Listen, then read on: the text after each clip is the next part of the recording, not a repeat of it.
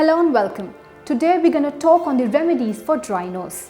Extreme weather, sitting in the air-conditioned rooms can trigger dryness and cause discomfort in the nose. A dry nose is rarely a serious issue and can be treated with ease.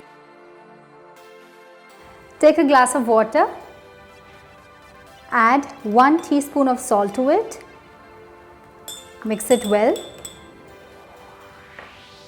and with the help of a dropper, put 2 to 3 drops in the nostrils. Repeat this 2 to 3 times a week for effective results. Coconut oil can also be applied to the nostrils as it reduces dryness and pain.